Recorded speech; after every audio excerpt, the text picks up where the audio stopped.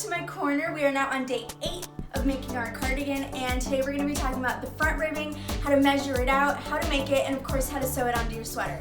So get excited, because I'm excited because we're so close to the end and this is just going to be awesome. So let's get started. Alright, so here we have our front panel, and of course we are still using our size 4 yarn. That corresponds to our size 7 needles. Now, if you're using a different yarn size than I am, please, please, please don't forget to read your yarn label and make sure you're using the correct needles, because we don't want incorrect needles, because that can lead to loose stitches or tight stitches that make everything look stiff. And we don't want that. We want to be using our right needles. So please use your yarn label to figure out what you need to be using. But if you're using what I'm using, then it's size 7 needles and size 4 yarn. Now, to get the number of stitches that you need for your ribbing, you'll only have to figure it out once, because once you know the number of stitches for here, you'll be able to replicate that on the other side. Now, I did some research, so you wouldn't have to. I did some research, and various experienced knitters said that you do have to take off stitches just like you did the cuffs. Now, it's more math, so if you thought you were escaping it, you're not, because knitting is math. But yeah, so the equation is very simple. It's literally the number of stitches, and then you multiply it by 0.85, and you will get the number of stitches for your ribbing.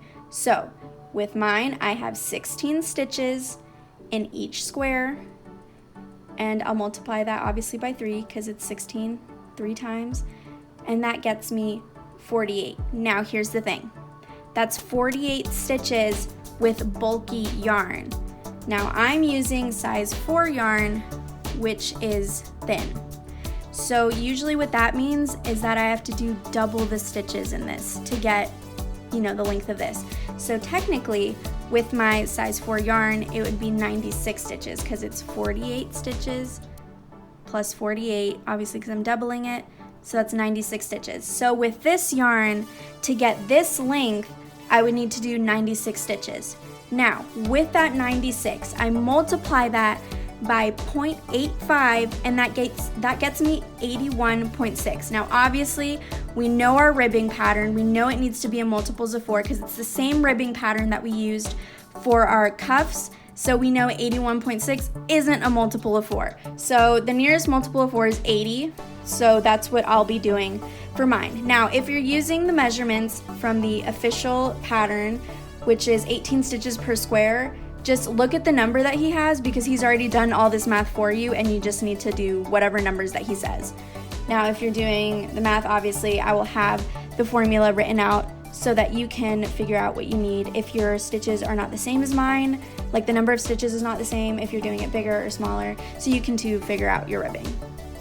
So here's the formula written out for you to see. It's number of stitches in the front panel multiplied by 0.85, and I have my measurements as an example. So it's 96 stitches times 0.85, and that got me 81.6, but obviously we know our pattern requires multiples of 4, so I went down to 80, because that is the closest multiple of 4 that I had. And remember, since we're using thinner yarn and not chunky yarn, to get that length, the same length as the chunky yarn, it will require us to double our stitches. So I had 48 stitches with my chunky yarn. To get it using my thin yarn, it was 96, but obviously we're decreasing, so that's how I got to the 80. I have one already made, so you can see, obviously, just like the last time, the part that's a little more stretched out is the part that's going to be attached to the sweater. But as you can see, that when we stretch it out, it will be the length of your front panel, and of course, because it's less stitches obviously than what's here, because we decreased it, it's going to close up your sweater a little more, so it's not so open, which is what we want. As you can see, I have my 80 stitches casted on.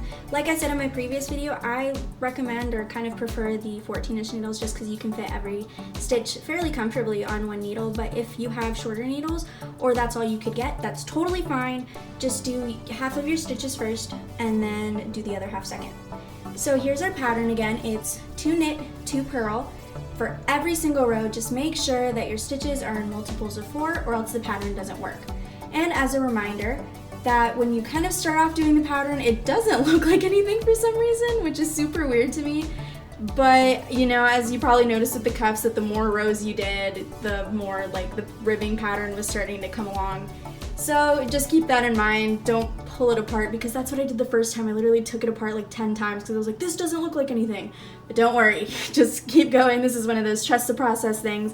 But yeah, so here are the 80 stitches, and like I said, it's literally just, let's see if I can do this.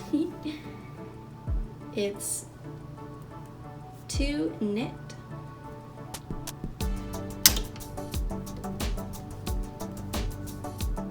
and this pesky tail is always trying to get in the way, and then 2 purl. And that's literally it, and then our pattern starts again. If you have any questions, feel free to reach out to me on any of my social media. I'm super happy to help you in any way that I can. Or if you simply just want to send me a picture or video of your progress, because I absolutely love seeing those. I'm so proud of you guys, because everyone's is turning out so amazing, and it's just awesome. So reach out to me if you need me, and remember to always treat people with kindness.